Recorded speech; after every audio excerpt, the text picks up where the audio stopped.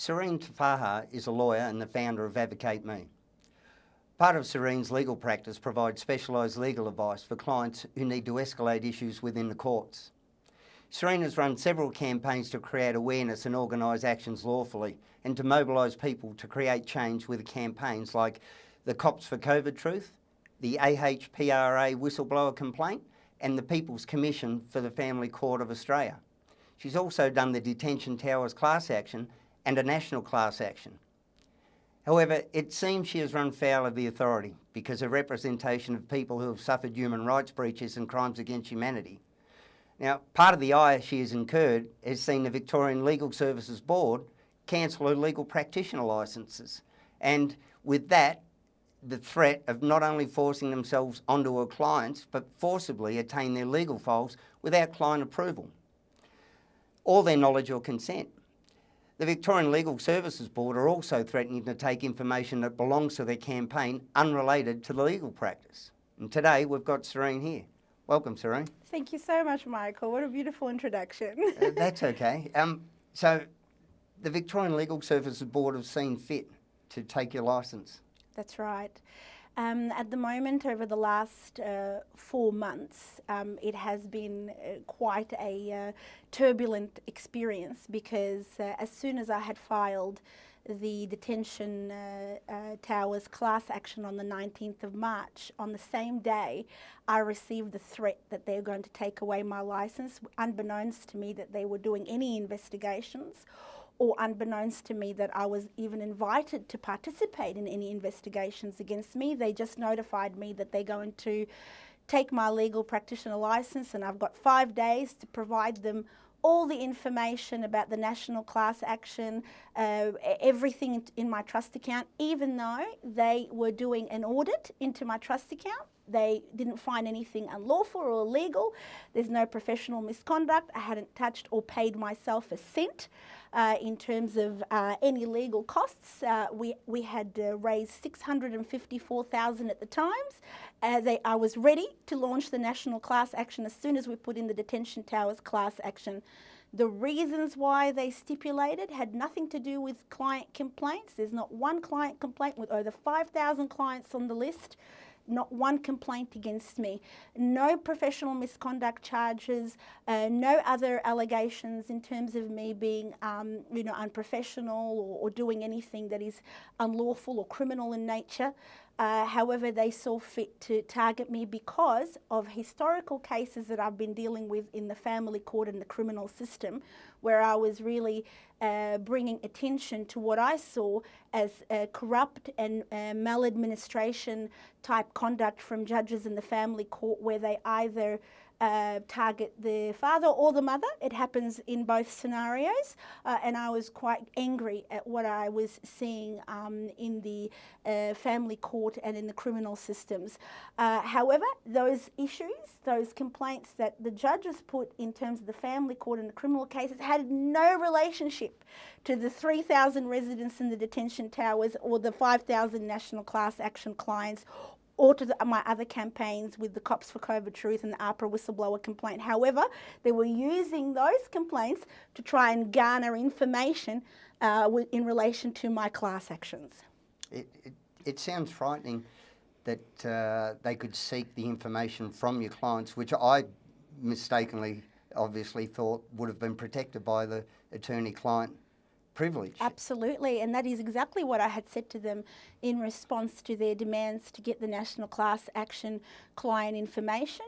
Even they wanted the barrister's advice, and I had, said that that's just unacceptable legal privilege, and all of the other legal professional privilege, and all of the other privacy considerations and confidentiality considerations would most certainly not allow them to have that if it's not a complaint that is actually initiated by the clients themselves.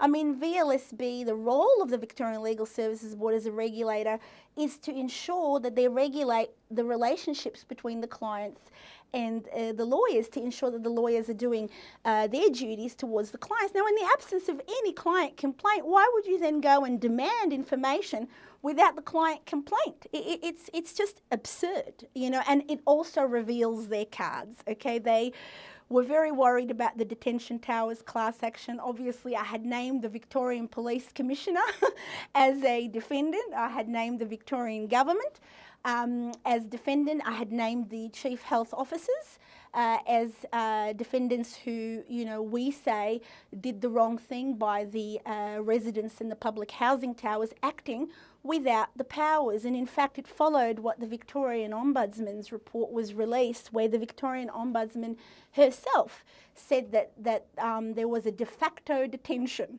Okay, now a de facto detention means it's a detention without the powers behind that. So, you know, when you putting people in homes under the supervision of police officers, not allowing them to leave and not providing them food, medical services, cutting them off from the world, cutting them off from even from medical assistance, it is absolutely unlawful and obnoxious, to say the least. So they were very worried.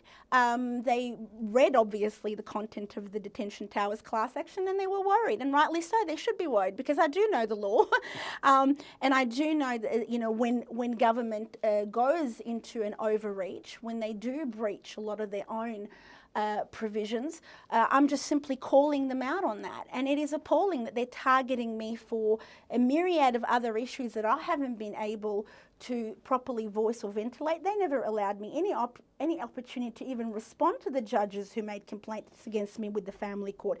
They just pulled my licence. It definitely sounds like a nobbling of the action you were trying to produce.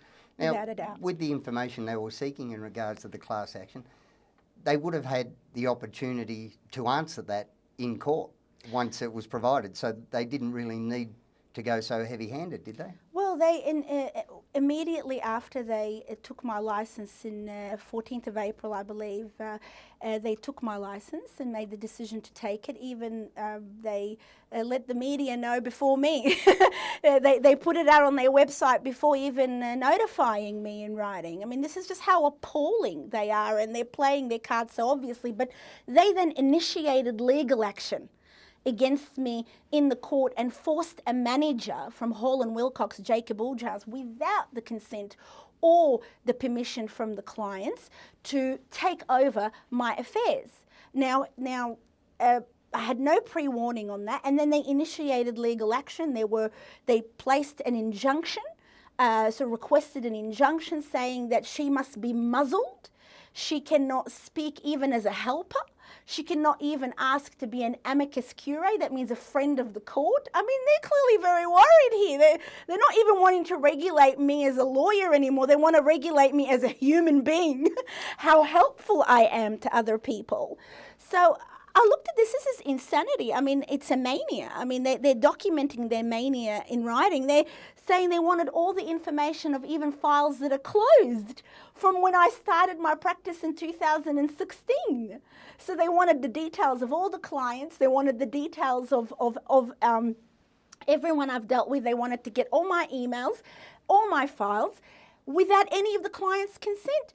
Even though the Legal Profession Act and all of the uniform law, as it's called, clearly states that a manager that is appointed must handle client cases with their instructions.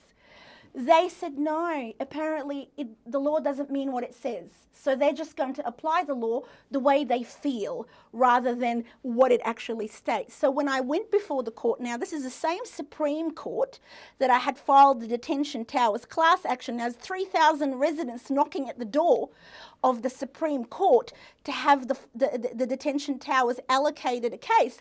But when the Victorian government and their authorities, the statutory authorities being the Victorian Legal Services Board is a statutory authority, when they come knocking on the door of the Supreme Court, it only required 3 hours to book a full hearing. You know, and this is just simply appalling, in my opinion. So I went before the first judge in the Supreme Court, Forbes, I believe, Justice Forbes, and she seemed quite lovely, actually, and she seemed quite appalled by what she was hearing from the other side, you know, and they had appointed their first barrister, and this was the first Supreme Court judge. In any case, she didn't give them what they wanted. Okay, I said to her all the issues about the client instructions, and she put that as a question of law.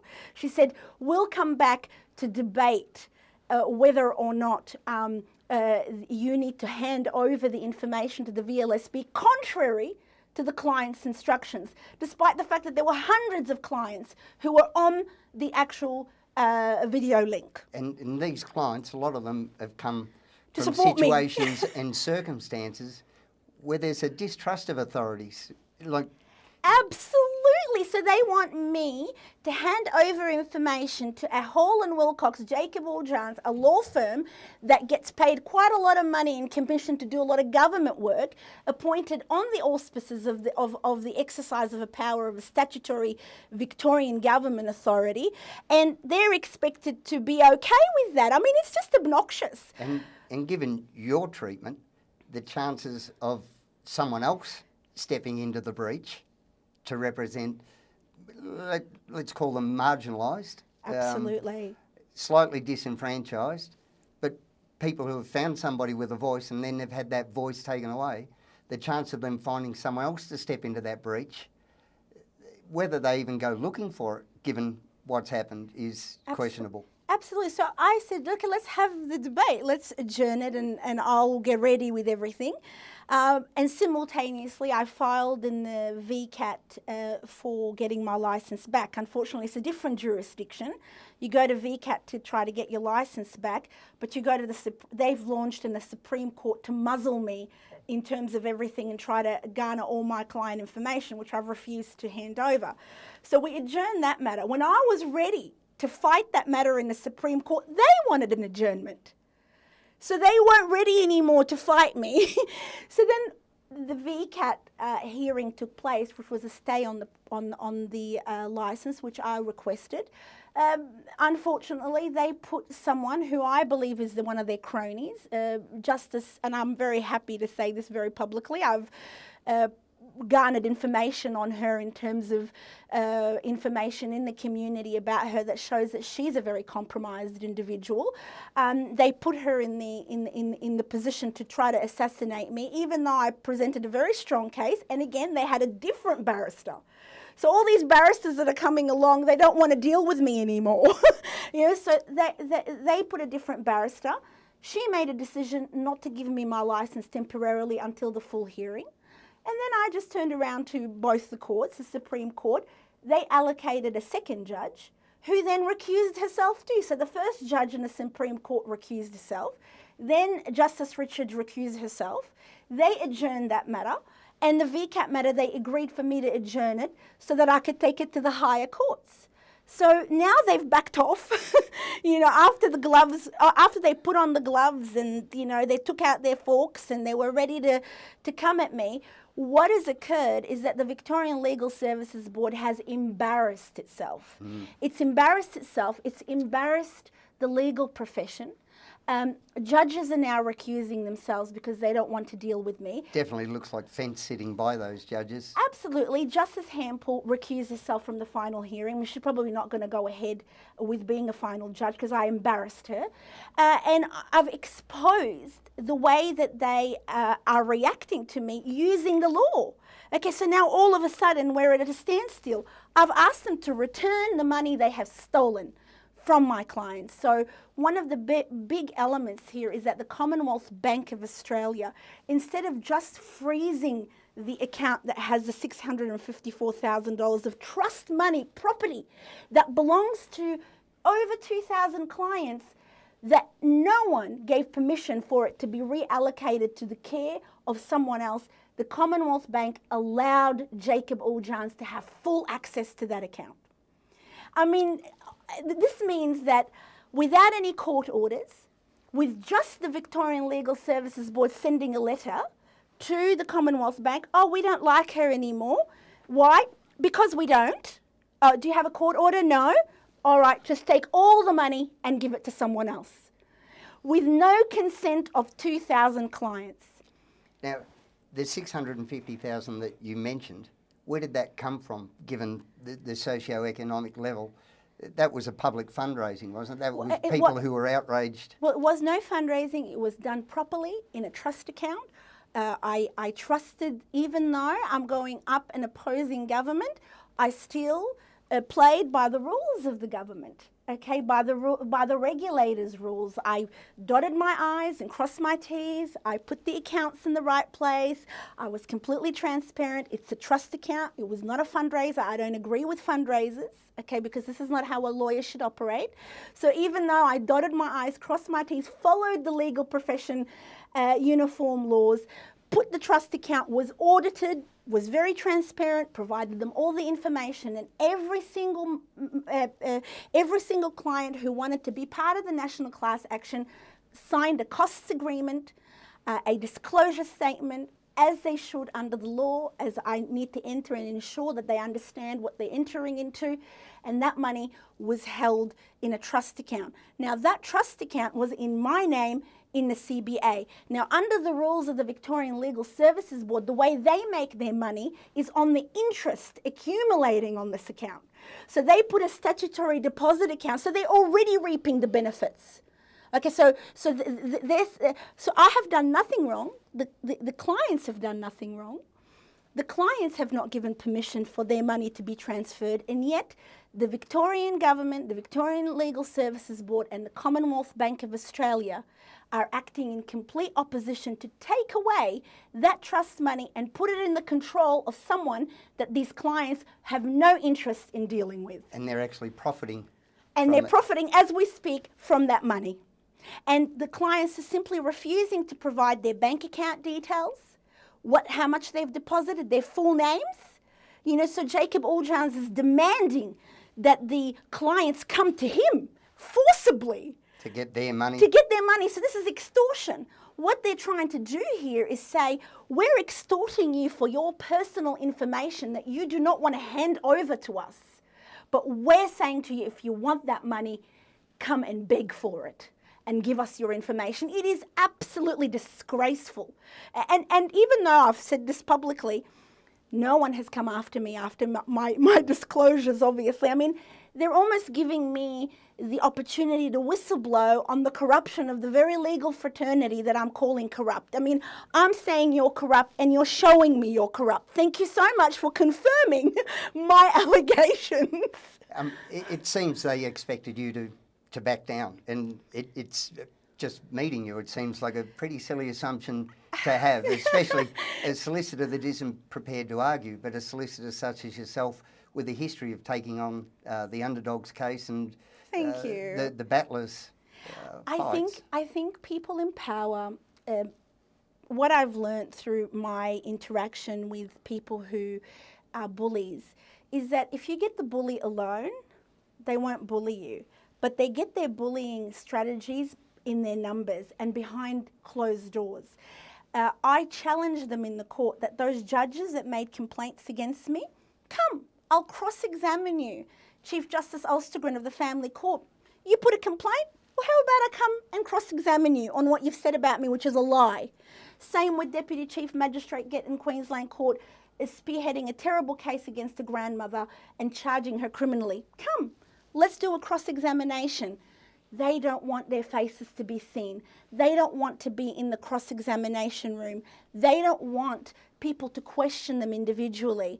And they always underestimate people around them. They use force, they use brutality, they don't use intelligence or strategy. They're not trained in that, you know, whereas if you are the underdog, you always have to look at strategy. The lack of transparency and the lack of accountability is what breeds a lot of distrust. Absolutely. In the system. So let's go back to the class action that you initiated before you were cut off at the knees by the system that is meant to uphold and provide justice and accountability for everyday people. Yes. What was the outcome that you were trying to achieve with the class action?